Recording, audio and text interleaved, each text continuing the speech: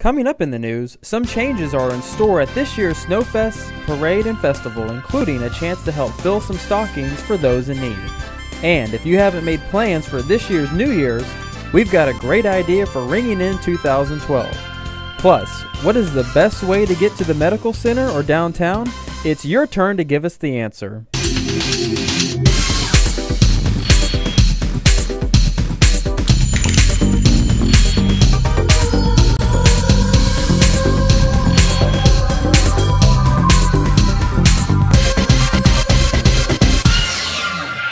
Hello and thank you for watching In the News. I'm Bobby Bracken. Speaking of the holidays, the Missouri City Police Department's Operation Thanksgiving Stuff the Squad Car event was a big success again this year. Officers collected enough canned and non-perishable food items to fill slightly more than 6 squad cars and a trailer. The much-needed items were donated to the Fort Bend Women's Center, Bethel Ministry, and Second Mile Mission to help families in need during the holiday season. And it's time to get ready for Missouri City's holiday event that has a new date, a new time, and a new place. The popular Snowfest will feature the Snow Hill, giving those of all ages an exciting ride down the White Mountain in an inner tube. And of course, the star of the show, Santa Claus, will be on hand. This year's Snowfest celebration will be held on Friday, December 9th from 6 to 10 p.m. at the City Hall complex. The highlight of the evening will be the lighting of a 26-foot tree, and other attractions will include pictures with Santa, climbing walls, moonwalks, and food and craft vendors. And for the first time this year, residents can donate unwrapped toys to Santa's Exchange, a Fort Bend County nonprofit that assists families in need. The toy drive will provide Christmas gifts for hundreds of deserving children. Then on Saturday, December 10th at 9 a.m., the annual Snowfest Parade steps off at the corner of Murphy and Cartwright Roads. The 2-mile procession will showcase high-stepping entertainment from dancers, high school bands, floats and trailers decorated in holiday themes. And Santa will be there too. Cartwright Road will be closed beginning at 8 a.m. And now the council wrap-up. Andrea Guy has the recap of some significant actions taken at the recent City Council meeting. We bring you highlights from the November 21st meeting. Council members authorized a permit for the Community Show and Sell featuring a farmers market to be held on the first and third Saturdays of the month. The farmers market will be held from 10 a.m. until 1 p.m. at 2601 East Cartwright Road, Suite E, on the patio of Sorelli Italian Deli. Locally grown fresh produce will be sold, as well as handmade crafts. Council members also received a report from the Sidewalk Committee and authorized staff to include the following in that report. Property owners should mitigate the roots of trees and landscaping prior to city repair of sidewalks. The city should not pursue citations or liens against property owners to secure mitigation of root problems. If root problems are not mitigated within 30 days of owners being notified, the sidewalk should be replaced in order of priority based on severity by either edge grinding, slab lifting, or with the crushed granite or similar material. Funding assistance for root mitigation from homeowners associations is welcome, but requests for funding should come from residents of those homeowners associations rather than the city.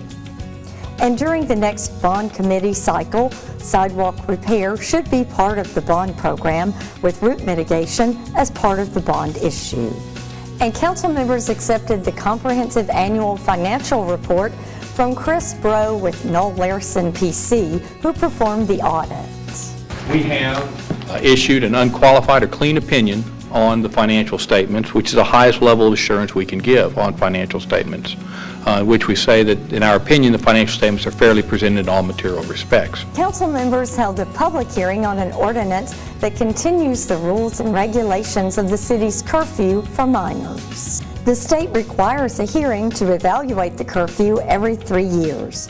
The city's curfew hours are 11 p.m. until 6 a.m. on Sunday through Thursday, and 12 a.m. until 6 a.m. on Friday and Saturday. And council members also held a public hearing and adopted the city's fair housing plan. The city is required to develop a list of impediments and a fair housing plan because it receives Community Development Block Grant funds from the Department of Housing and Urban Development. The city will continue in 2012 and 2013 to use CDBG funds to support housing rehabilitation efforts through Fort Bend Core, with an emphasis on repairs and improvements to homes owned by low and moderate income residents and disabled persons. Council members also approved on the second and final reading an ordinance that amends the city's code on junked vehicles. The change was made to comply with legislation approved during the 2011 Texas legislative session so that it will include watercraft and include provisions for a notice and a hearing for the abatement and removal of junked vehicles. And council members also approved an interlocal project agreement between the city and Fort Bend County for the reconstruction of Darby Lane, Mariposa Circle, and Weston Ridge in the part of New Point Estate subdivision that is within the city limits. The city provided $109,200 for material purchases and will provide continued maintenance of the roadways when the project is complete. And council members approved the execution of a transfer agreement of a primary mover truck from Fort Bend County to the city as part of our membership in the Fort Bend County Technical Rescue Team. Missouri City Fire and Rescue Service will use the truck to pull the technical rescue trailer. It also can be used for other emergency calls, such as regional hazardous materials incidents or emergency incidents within Missouri City, as well as for training. After the grant performance period ends, it can be used for operational needs. And that's your council wrap-up. You can find a summary of council action the following day on the city's website under Council Connection. Thank you, Andrea. City trees have been planted as part of the Memorial Tree Program to recognize loved ones with a permanent symbol and to honor their memory. For a donation of $100, a 6 to 10 foot tree will be planted in memory of a family member, friend, or loved one. And the tree will be planted, mulched, fertilized, pruned, and watered for 2 years by city staff. Several Missouri City families have chosen to honor loved ones through the program, with trees being planted in the last few weeks. For more information, contact the city forester at 281-403-8645. After a recent expansion in the number of buses, more residents are taking advantage of Missouri City's new Metro service to the Texas Medical Center with transfer options to other locations. The interim service center, which is based in the Kroger parking lot at Highway 6 and the Fort Bend Toll Road, had an average of 735 daily boardings during September. A recent survey of riders found 71% of respondents ride the bus 5 days per week, with 61% of respondents naming the medical center as their final destination. And 98% of the riders were satisfied with the new route. Many wanted the addition of a midday bus service. Motorists who travel on Beltway 8 can expect delays soon due to road construction. The Harris County Toll Road Authority will begin widening Beltway 8 from Highway 59 to Highway 288 from 2 to 3 lanes in the coming weeks.